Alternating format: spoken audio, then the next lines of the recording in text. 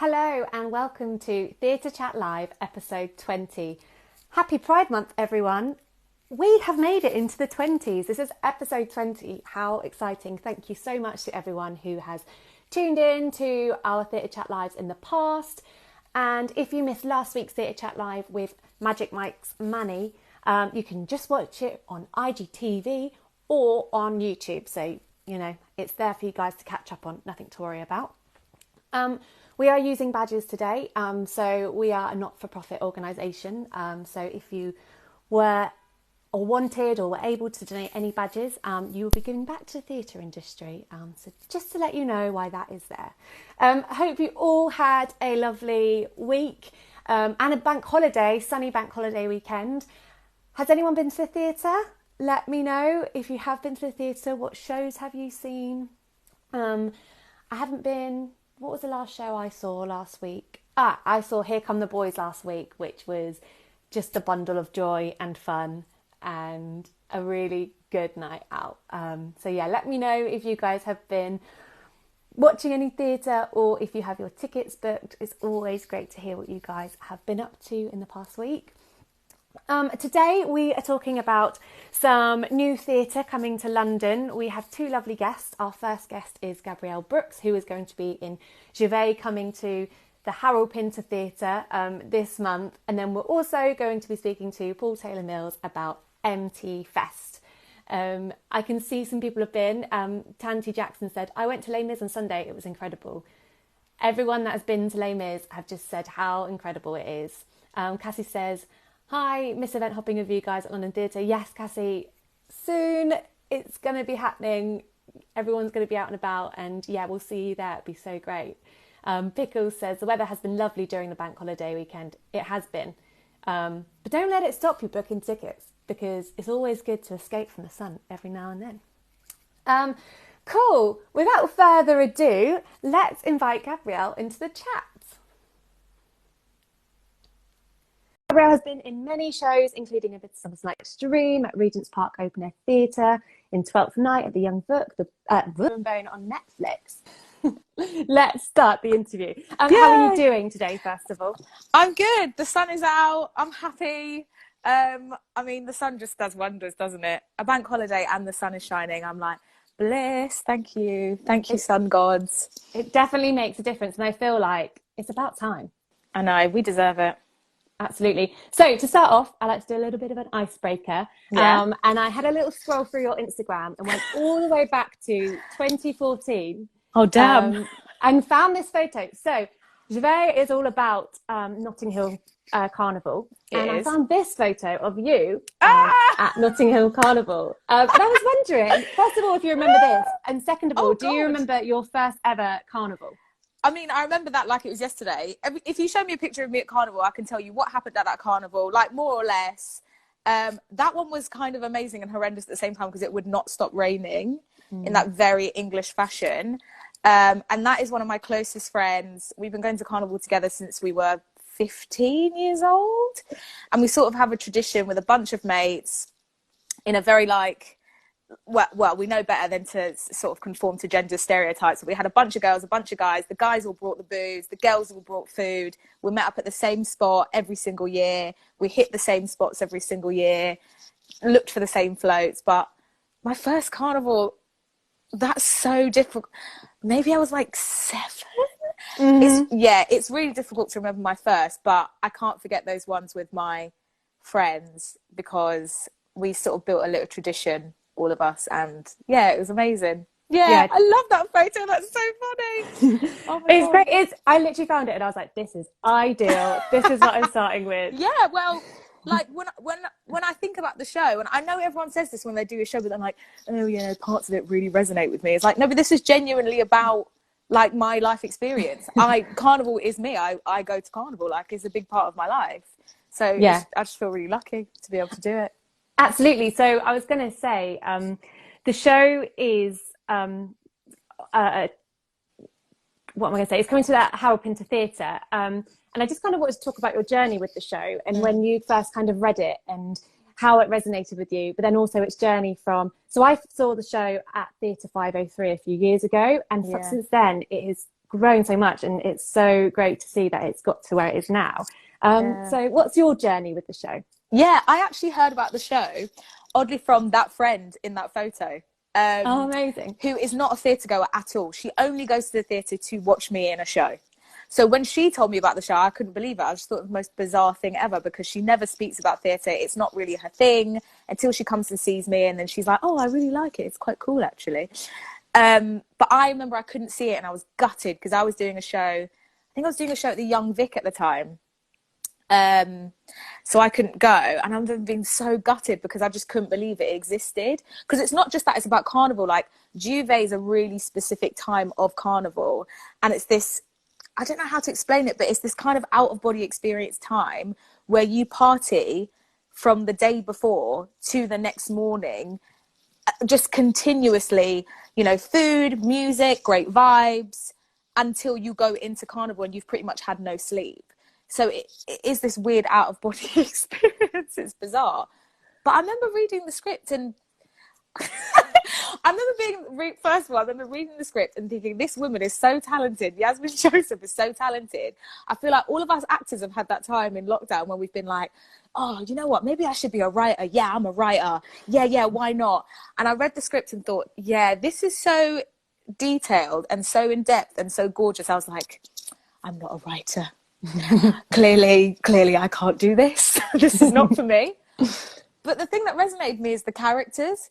There were just so many familiar characters and so many people that I'd met at carnival elsewhere in my life that I was like, yeah, this is for me. And I remember being so overwhelmed at the time with like offers to do things and like working on my own projects, and literally did not have the time to like prepare for this audition, and actively saying to myself, you're not going to do this to yourself anymore. You've learned a lesson now. Don't overwhelm yourself. And being like, no, but there's something about this. Like, I need to audition for it. And thank God I did, because, yeah, I'm doing it.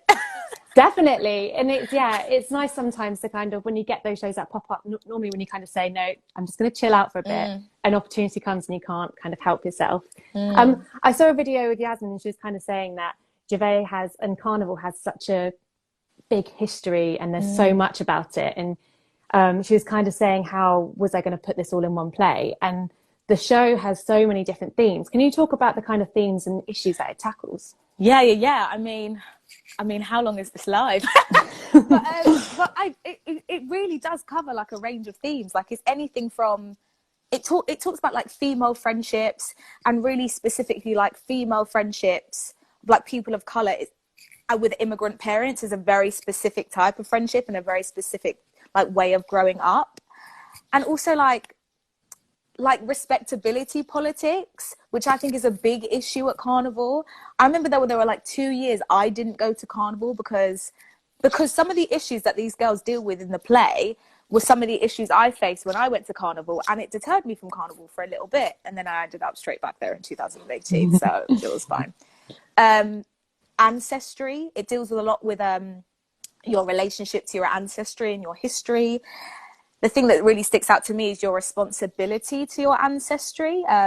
Like, you know, if you have a lineage and if you have a history of people who are fighters, what does that mean for you? Know that you have some freedom, but not all the freedom that your ancestors probably dreamed of.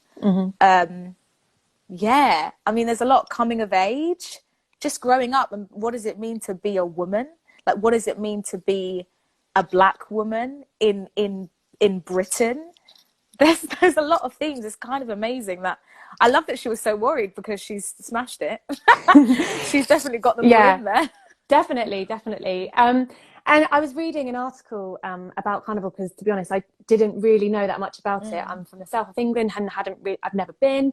And I thought, do you know what? I'm going to actually look into what it's about. And obviously it's about kind of carnivals that happen in Jamaica. And the first carnival, I think, happened in the 60s in Notting Hill. And I think there was about like 500 people that were there. And nowadays you get around 50,000 people performing, but then just you also performing. Get, like, millions attending.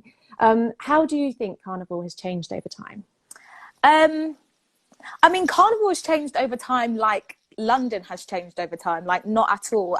And everything all at once. I feel like there are certain bits of carnival that are staples and they haven't changed, and it's the same food. The stall is exactly the same for you to get this food in.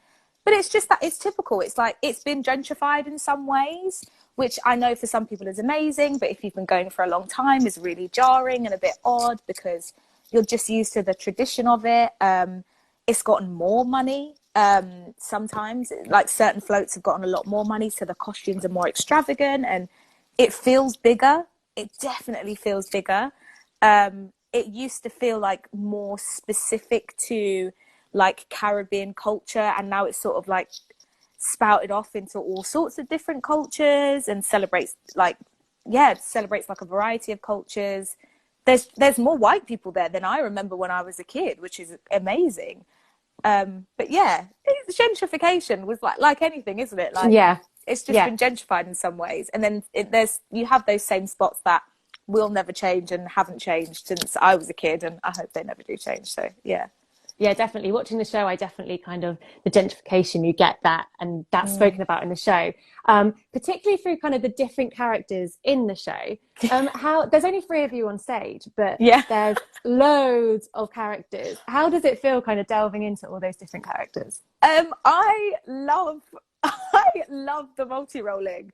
I find it really, really difficult, and I know that Sapphire Joy is the person that we do most of the scenes, and then Anise, who is the third cast member. I think if there's like 17 scenes, maybe Anise is in like 5 and me and Sapphire are in the rest.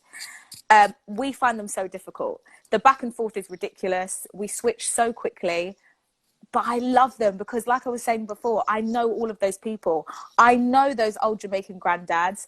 I know those young boys that come and talk to you, even though they know that you're too old for them. Like, I just recognize them, and I love. It's so much fun. It's so much fun. I guess in that end, it kind of gives you a bit of a power to be like, yeah, I know you guys, and I'm showing you how you're being right now. Yeah, 100%. I do feel like I'm like, this is you, by the way. You're ridiculous as a human being. Yeah. Love it. And obviously the show and carnival is so colourful. How do you bring carnival onto the stage through costumes and music? I mean, we have this amazing, really extravagant, like feather, like gorgeous, like addition to my costume, which is great. But for me, it's the music, hands down. Like, music can do anything. Music transcends so much when it comes to like space. So for me, the fact that they've kept it so authentic to 2017, which is when it's set, and the fact that there's such familiar songs for me, it just sets it all. I keep telling people, like, please, you will get it just because of the music. I'm just dying for people to hear this music on stage, because soca music in the West End is just not something I thought I would ever experience. Yeah, so it's amazing. Definitely. And I feel like through the kind of speaker systems and filling a whole theatre with that music, just kind of will bring the atmosphere. Yeah, definitely. Yeah. I mean, the way music is played through like a sound system at Carnival is so different, and they've tried to emulate that, and they've emulated it so well. But it's completely different to like your musical. It's just mixed in a really different way. Yeah, they've just kept it really authentic. I love it. It's great. The music does a lot. Awesome. How does it feel bringing a new play into the West End? And what does it mean to you that we have new theatre in the centre of London? Yeah, I mean, it's everything, because this time has been so trying. This time has been so transformative for a lot of us as individuals. I think coming back into the same industry that feels like we're telling the same stories can feel quite destructive and like really jarring and quite hard to take on. Knowing that people are saying, yeah, let's do it. Let's tell new stories. Let's tell stories that haven't been told. And let's use art for what it's for, which is like provoking thought, challenging people, having, different walks of life, empathizing with people. That is what art should be. It needs to represent everyone. And we haven't been representing everyone before. So for me, like, just on a personal level, it means a lot to me that they're telling this story, they're telling new stories. And I know it means a lot to a lot of people that I'm friends with or I work with. So I'm Definitely really pleased. Yeah. And, theatre has to grow, and not only does theatre have to grow, but it's audiences, and it's allowing audiences to come in and feel like they're being represented and seen on stage, which is so important. 100%. And just that it's done in a really authentic way. I mean, it's all well and good you just putting people on stage to represent something, but how are you telling the story, and who are you inviting to see the story? Like, that's important as well, making sure that you're reaching the audiences that you're representing. Otherwise, what's the point? Yeah, definitely. So, yeah, I'm buzzing. Awesome. And just kind of a little bit about what you've been up to, and maybe a bit more about what we were talking then. You recently produced Backstage UK. I was just wondering if you wanted to talk a bit more about that and just kind of tell us about what you've been doing since kind of lockdown and stuff like that. Yeah. I mean, Backstage UK is a web series. It's a documentary style web series. Right now we're doing 10 episodes. We might do more. And it is an anti-racist tool for the arts industry. So we focus on very specific subjects to do with the Black experience or the Black mixed race experience. And I interviewed like 30 Black and Black mixed race creatives from all over the country, all over the industry, just to talk about their experiences of being Black. Because it felt like at the time of, the protests and just after George Floyd had tragically been murdered, we were doing a lot of talking around the issue in the arts, but not really asking the Black community how they felt and what they needed. And also what had happened to them. It was a lot of very quick promises, just graphics and statements. But I know I needed to advocate for my community. I know I needed to advocate for myself, and Backstage UK is what I created to do that. It's been amazing. Like the response has been lovely. Like artistic directors and directors that I've worked with have messaged me and said thank you. Like, this has really helped me. So yeah, I'm excited about what more we can do with it. Actually, it's encouraging. Yeah, definitely. I think the website is really interesting. I remember when those videos first came out, and it's obviously devastating what's been going on, but you have to tell people about it to make a change. So Backstage UK, you can just kind of put it in like Google it if you want to find out more. So Backstage UK, you can see all the videos on YouTube. If you want to find out more about how it was made, it's www.blackstageuk.com, and that's the same on Twitter and Instagram. But have a look, because I know people feel like they've understood the logistics of what it is to be anti-racist, but have you heard the stories from the people who you're trying to help? That's all I would ask in you watching the video. Just make sure you've heard the stories, because if you don't have true empathy, the long-lasting change won't come. We'll fall back into the same traps. So yeah, have a look. Definitely. Yes, guys, make sure you check that out. Cool. So thank you so much for joining, and sorry about the mad start. That's totally fine. Don't be silly. I've got one final question for you, which is, what show are you most looking forward to seeing? That is so easy. Okay, so when a few people have seen a show and you feel like you've massively missed out, and it feels like everyone in the world like saw this really niche show. For me, it is 7 Methods of Killing Kylie Jenner.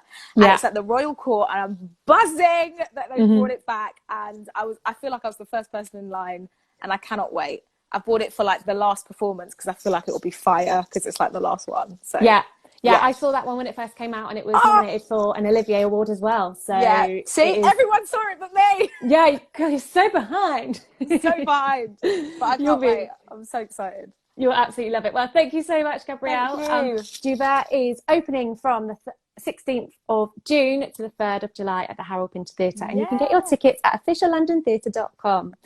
Thank you so much. Thank you. See you later. Bye. See you later.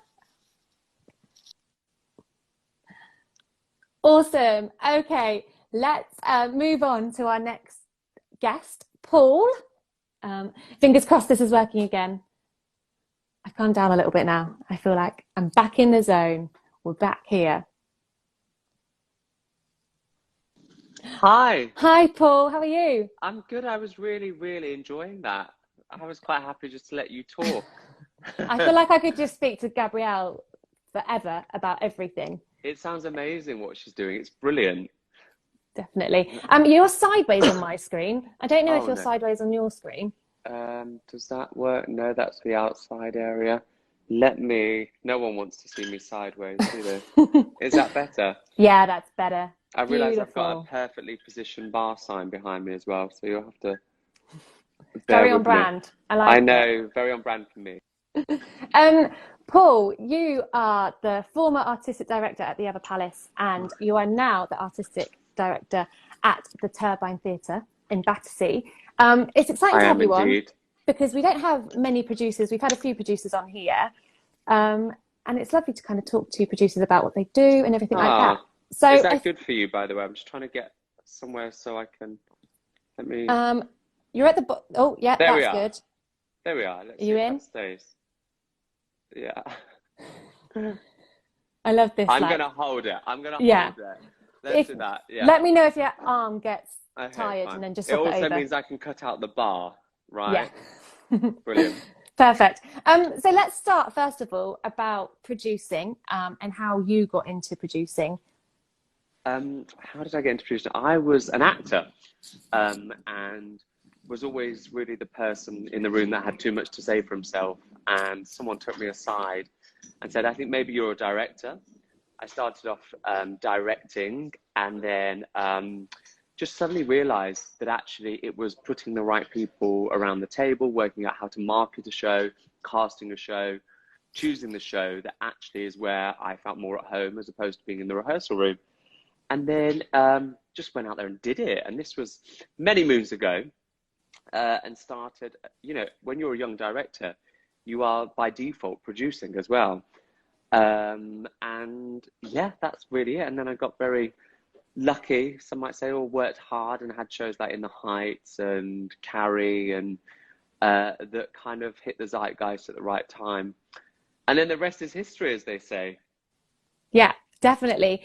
During your time as a producer, is there any kind of career moments that stand out the most? I feel like I might know what you might say. Do you know what? There are a few. I've been really, really lucky, and I've had wonderful things happen. And winning Olivier's is wonderful and really precious, and precious because we really didn't expect it. We just were very, very excited to put on a nice suit and be invited to the Royal Opera House at the time. But actually, in terms of obviously working on shows like Heathers and In the Heights and Carrie and all of these wonderful things is amazing. But in terms of, here's a profound thought for you on what day are we on? Tuesday afternoon. Tuesday. Yeah, Tuesday. You can tell we've suddenly gone from 0 to 100, can't you? I don't even know what day it is. The shows where I've actually learned most are the shows that perhaps haven't worked, and tried to work out why they haven't worked. And those are the ones where I've really learned the most about me as a producer, in terms of the kind of work I want to make, the kind of people I want to work with, etc., etc. Yeah, I like that answer because I feel like the industry is always kind of, you have ups and downs, don't you? Of And course, yeah. it's good to kind of channel that times that didn't go to plan Yeah, into and learning from them. that's most of the time. That's the thing that no one says, there are wonderful things that have happened, but 8 out of the 10 shows that I work on just won't work, and that's part of it. That's just part of the nature of making theatre. Definitely. A question that we get asked a lot, and I feel like I should ask you, is how do you kind of break into the industry? So I think I read that your family wasn't necessarily kind of like theatre people. Mine wasn't either. Yeah. So how did you kind of find this world and get to where you are now? Good question. I think that I was born into a really supportive family. My family life is normal, what is normal these days, but it was, there was never any pressure to be a certain way or to hit a certain goal, as it were. My mum still really doesn't understand theatre. She keeps asking me when I'm going to be on stage, and I have to try and explain to her that's not what a producer does. And it meant that there was never any pressure. I think there are people that will help you. I did a huge amount in amateur dramatics because I was from a working class background. We didn't have access to lots of cash, so the notion of stage schools and things like that just wasn't an option. So I did a huge amount of amateur theatre, and I loved it. I absolutely loved it, and got to learn, my craft, as it were, and then went to a university. I couldn't afford to go to drama school. I went to Bath University, and in lots of ways was really treated there, because I was able to be in a university setting as opposed to a drama school, and I was able to direct, and I would go to the music department to get the musicians to do West Side Story, and go to the dance department to get the dancers, and I perhaps wouldn't have had that same richness of an experience if I'd have gone to a traditional drama school. But really, keep your head down and make it happen. You know, there's sometimes I think we see a sense of people just appearing and coming out of nowhere, but in lots of cases, people have worked really, really hard. The amount of off West End shows I had to do, and I'm still doing, to find your Heathers or to find your In the Heights. It rarely happens by chance that someone just ends up in a position because the weather was lucky that day, you know. Yeah. It's because I say this to lots of people, it's just in you. And I know that sounds, again, incredibly profound, but you just have this bug, and you just know you couldn't do anything else. I think I'd be useless at anything else, actually.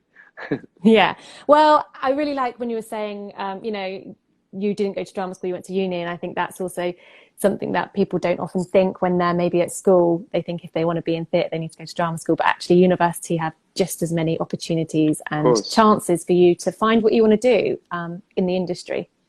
I think that's the key as well. When you start, the thing that changed for me when you would constantly look at other people's journeys. And I think the reality, and the thing that I've learned, is there is no straightforward road. And the moment you would kind of ignore the noise that's happening either side of you and stay in your own lane, as it were, and celebrate being in your own lane and what that means for you, was a game changer for me. And I just suddenly was able to think about what was going to make me happy. And I think particularly after the last year, you know, we've all done a lot of that and gone, actually, what do I want to do? And no two people's journeys are the same. Absolutely. So the reason why you're here talking to me today is because of MT Fest. Oh yeah, why am I here today? That is why you're here, Paul. Yes, so it's a festival that brings kind of new writing to the forefront. First of all, why did you kind of start MT Fest? Is that good for you? Yeah, that's good for me. Okay, that's good. Great. MT Fest, it really stemmed from my time running the other palace and being in workshops. And you would get to the end of a workshop, and everybody in the room, sometimes an industry filled room, would tell you that the workshop was glorious and it was brilliant. And in some cases it wasn't, and the work needed work.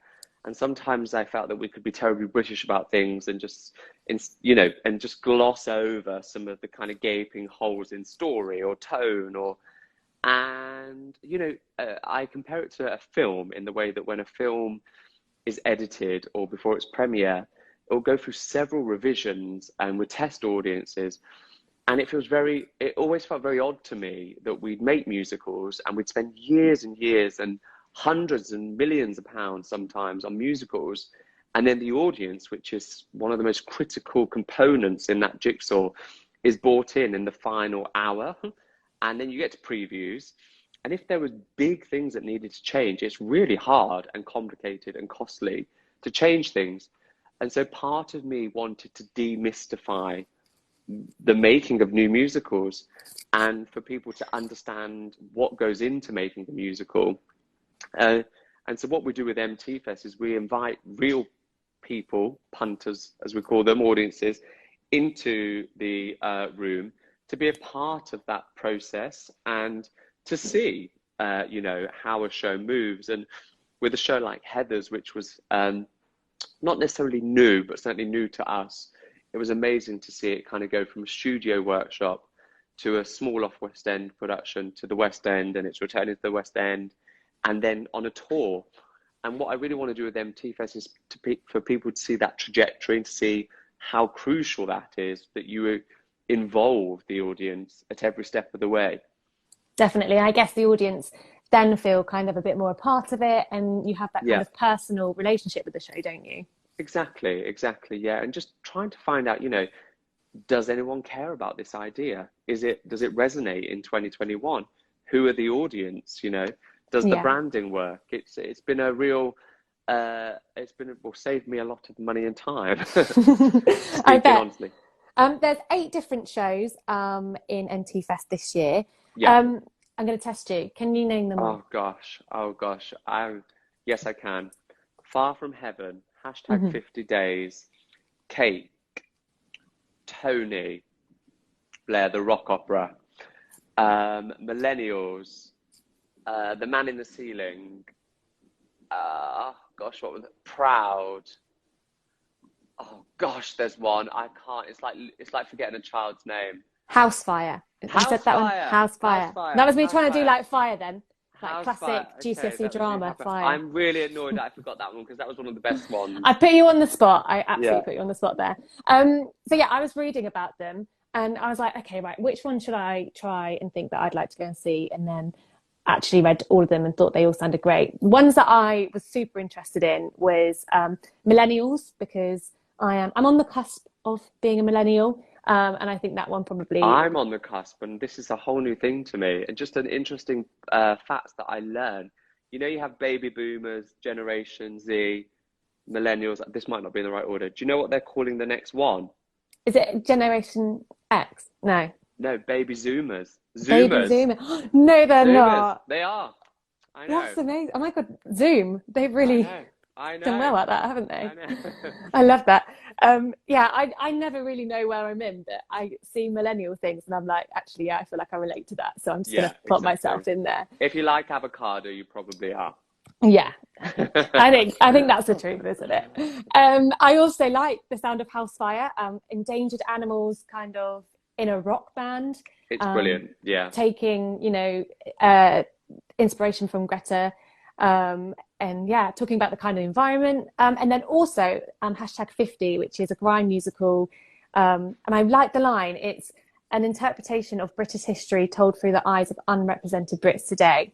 So they're the three that piqued my interest. Yeah. Can you tell me a little bit about the other shows? So The Man in the Ceiling, Tony, Daisy, I think, and Far From Heaven. Yeah, sure. So The Man in the Ceiling, first of all, it's Andrew Lipper, who obviously wrote The Addams Family, amongst lots of other things. It's kind of in lots of ways traditional. It's got a traditional Broadway sound. I love Andrew's music. I think he's one of the greatest living composers we have. It's about a young boy who wants to be a cartoonist or at least draw, and his parents say, no, get a real job. And I think lots of us over the last year can empathize with said scenario of thinking, thinking something creative isn't a real job. And so there was a real resonance there for me, led by Trevor Dion and Matt Croak. It was really, really beautiful. Tony Blair, The Rock Opera, is by Harry Hill. And Amazing. It's amazing. It's been really great to speak to Harry and Steve Brown, who are obviously the team behind I Can't Sing. And the Turbine's very different to the Palladium, believe it or not. And just talking about the process of how that went and how this has gone. And Tony Blair is having a bit of I'm not sure resurgence is the right word, depending on your feelings about Tony Blair, but he's back, he's around.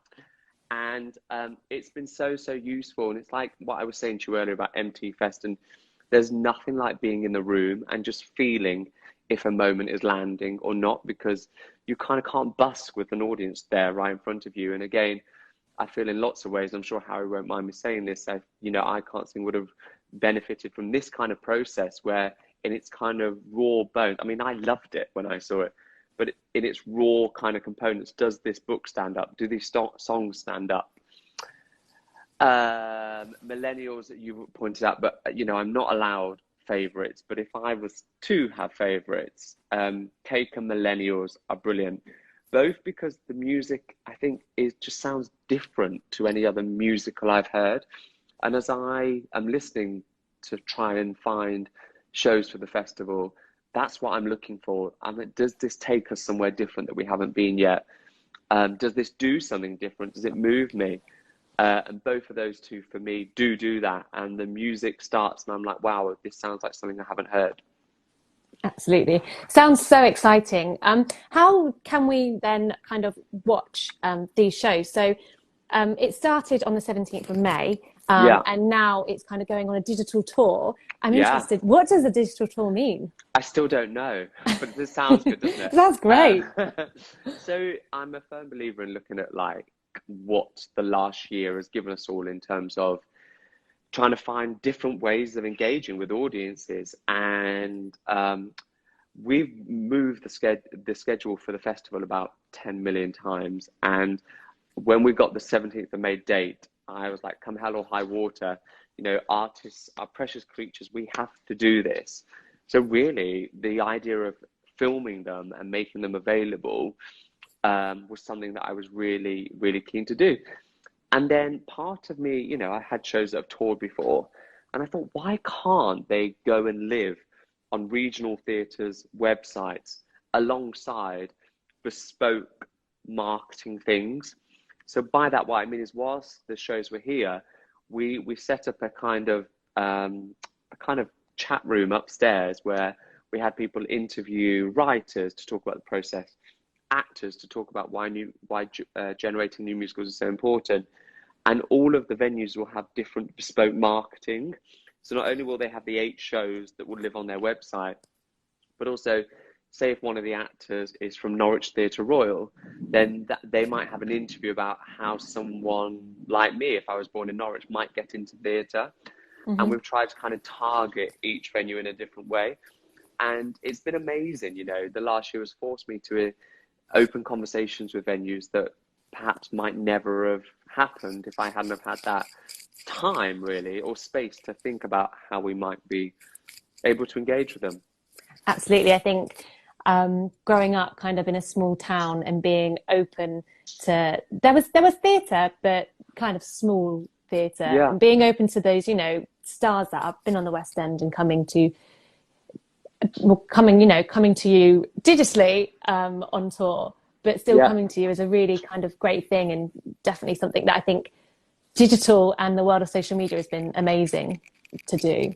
Exactly. My final question is, what would you like to see for the future of theatre? I kind of feel like after we've had this past year, maybe we have a bit of a chance to kind of refresh a bit. What would you like to see? God, that's such a big question, isn't it? I think we do. I think we have a real opportunity here to do something different. I think what's interesting is, in lots of ways, there's no denying, it has been horrific for everybody, but there is lots of light, and there have been kind of golden nuggets of precious things that we've all learned, myself included. And I really, really, really hope that we hold on to those. You know, I said at the start of this call that it does feel like we've gone from 0 to 100 instantly. And, you know, we got the date that we were all hoping for, and then we go. But every day I'm constantly saying to myself, remember what it was like to be able to stop, to read, to listen. Listening is a big thing. Sometimes we go at such a pace because there's a sense of urgency. And actually, we've learnt lots about gender equality, about race, about equality in terms of diversifying the stories that we tell on stage, the people telling the stories. And I've always interrogated those choices. We can all do better. And I really, really hope that the last year has taught us even more to do that. For me to not be scared of making mistakes sometimes. It's part of learning. And at the Turbine, that's something I have to remember, that we are allowed to make mistakes, and we should, because it is the thing that will move us forward.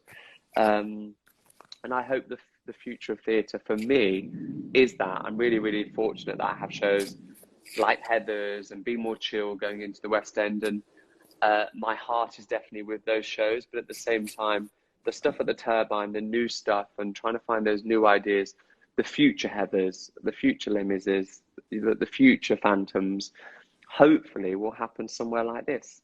Absolutely. It's a really exciting time, and I wish you all the best in kind of achieving that. Thank you. I love that I've just spoken to you for the whole time with the bar in the background. That was only the second bit. It kind of snuck back in. Okay, great. Story of my life. Drink responsibly, guys, of course. Well, thank you so much, Paul. It's lovely to speak to you. And Cheers. Yes, all the best in the future. See you later. Speak soon. Bye-bye. Bye. Amazing. Oh, both shows, Empty Vest and Jouvert, just sound so exciting. It's so great to be talking about new shows coming to London and coming to audiences. So for more information, you can visit Official London Theatre, and you can find out anything about theatre, really. Thank you everyone for joining today. Sorry about the classic technical difficulties at the beginning. I'm going to see you next week. I feel like I'm going to go and have a nice breather and get an ice pack on me because it's very hot. So everyone, stay safe, stay happy, and don't forget to wear sun cream. See you later.